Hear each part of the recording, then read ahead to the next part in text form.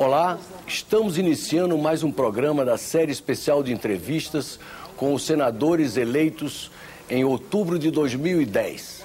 Eu vou conversar com o senador Lindenberg Farias, do PT do Rio de Janeiro. Senador, queria que o senhor falasse um pouco das suas origens. O senhor é paraibano, como é que foi? E Lindenberg Farias, Lindenberg é um nome alemão, Farias é um nome português. Como é que foram suas origens familiares? Mano, primeiro agradecer.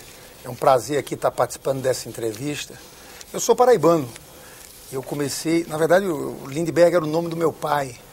Meu avô lá de Serra Branca, lá no Cariri da Paraíba, colocou em homenagem ao aviador que atravessou o Atlântico. Então não é coisa de alemão, não.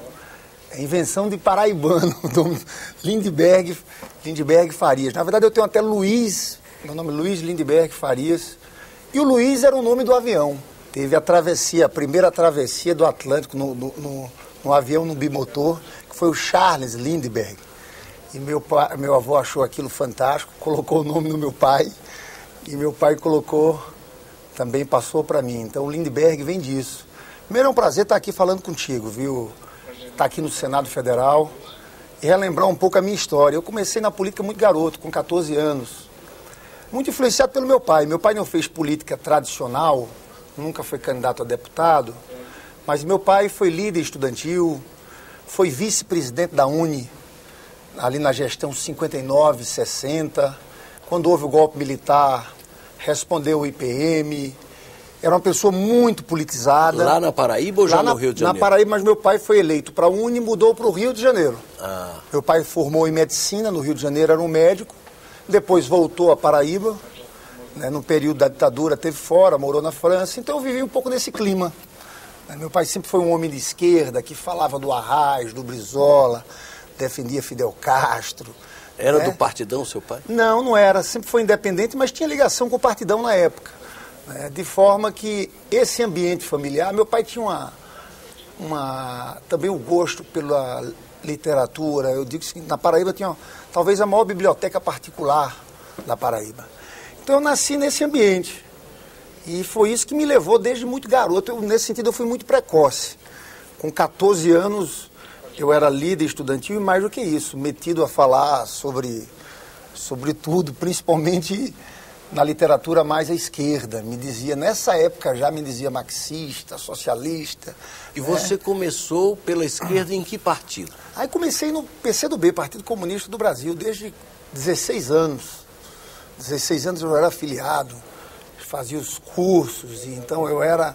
E eu entrei na universidade num clima, era um momento de muita agitação, muita efervescência nas universidades. Logo depois... Você estudou medicina? Estudei medicina, e depois direito. Entrou a campanha do Lula, aquele período que antecedeu a campanha do Lula, 88, 89. E eu me lembro, eu lá na Universidade Federal da Paraíba, a gente...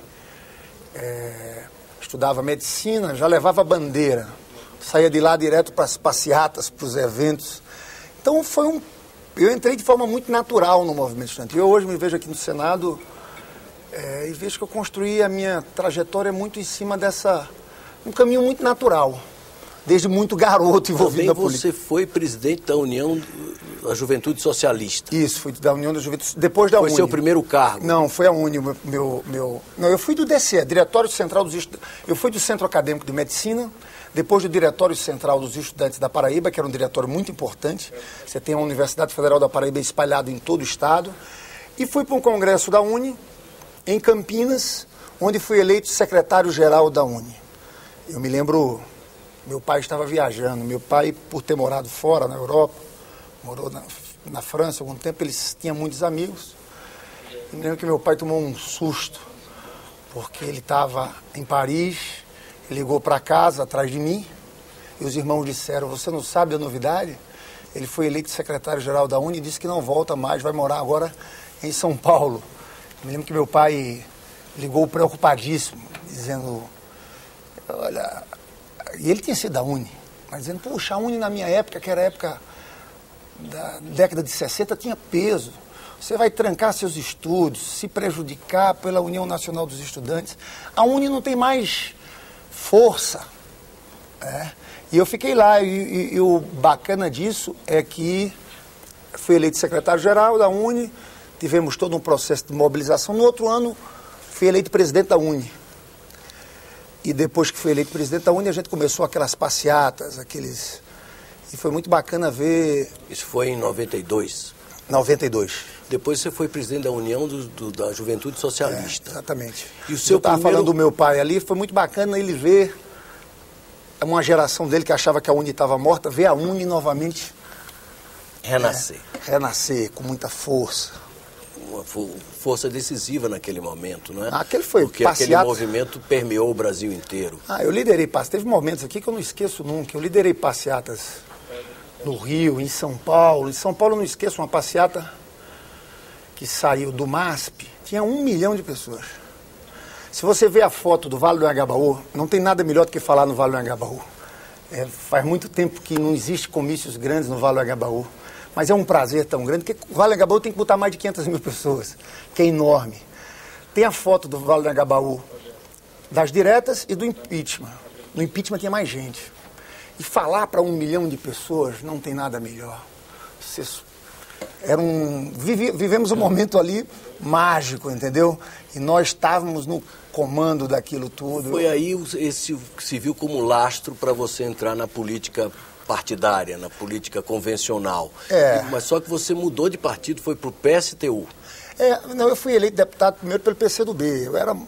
Nós estávamos ali das ruas, entendeu? Vindo das ruas, com 20 anos de idade, 21 anos, eu achava que as mudanças aqui por dentro da Câmara, Senado, eram muito poucas, pequenas, que o povo tinha que mudar pelas ruas. E entrei pelo PCdoB e estava nesse viés muito pela esquerda. E acabei no PSTU, o partido hoje que eu digo do país, talvez mais à esquerda, na defesa do socialismo, da revolução socialista. E fui militante do PSTU por um tempo, tenho grandes amigos lá dentro, respeito muito, né? Mas eu hoje acho que a gente já vive um processo de mudança na sociedade, a gente tem que conquistar as transformações por reformas, passo a passo, tem que fazer conquistas. Eu não acredito mais naquilo que eu me empenhava 100%, que só através de uma ruptura revolucionária. Eu acho que é possível ir avançando e mudando a vida do povo brasileiro. Eu acho que isso está sendo feito no país. O presidente Lula tirou quase 30 milhões de brasileiros em situação de miséria, outros 30 e tantos viraram classe média. Então é natural. Quem me convenceu a sair do PSTU e entrar no PT? A vontade de eleger o Lula. O PSTU não estava na campanha do Lula e eu sentia que a campanha do Lula era fundamental, entendeu? Eu sentia que a campanha do Lula era fundamental. Eu quero dizer uma coisa a você, eu continuo com o meu pé lá nos movimentos sociais, um pé também aqui no parlamento, na institucionalidade, porque a gente acha que nós estamos fazendo os avanços que são necessários, mas eu acho que aquela batalha da eleição do Lula foi decisiva. E a gente vê como foi importante para esse país. Então eu não me arrependo de forma alguma. Eu tenho no Lula um contato pessoal. O Lula, para a minha geração, mesmo quando estava no PSTU, PCdoB, o Lula sempre foi o grande líder da minha geração. Porque o Lula não foi só líder da turma do movimento sindical. Nós, que éramos da geração do movimento estudantil, todos olhavam nele. As nossas primeiras campanhas foi aquela campanha de 89, nós tivemos com ele desde o início. Então eu poderia dizer que você chega ao parlamento otimista com o futuro do Brasil. Muito, muito. Acho que o Brasil está entrando acho que nós vamos ser a 5ª economia do mundo. Nós estamos fazendo uma coisa completamente nova aqui no Brasil, que é fazendo crescimento econômico porque houve inclusão social. Porque nós colocamos uma parte que estava completamente fora do mercado de consumo do país, para dentro desse mercado de consumo. E acho que esse país, ninguém segura esse país. Acho que a Dilma, a gente vai ter a oportunidade de aprofundar no próximo bloco, acho que a Dilma está pegando uma herança bendita, ao contrário do que dizem a oposição, que agora tenta atacar os feitos do presidente Lula, mas eu acho que o Brasil tem uma chance histórica de dar um grande salto, de virar, de fato, uma nação economicamente desenvolvida e socialmente justa. Vamos conversar sobre isso no próximo bloco. Vocês estão assistindo uma entrevista com o senador Lindenberg Farias, do PT do Rio de Janeiro. Até o próximo bloco.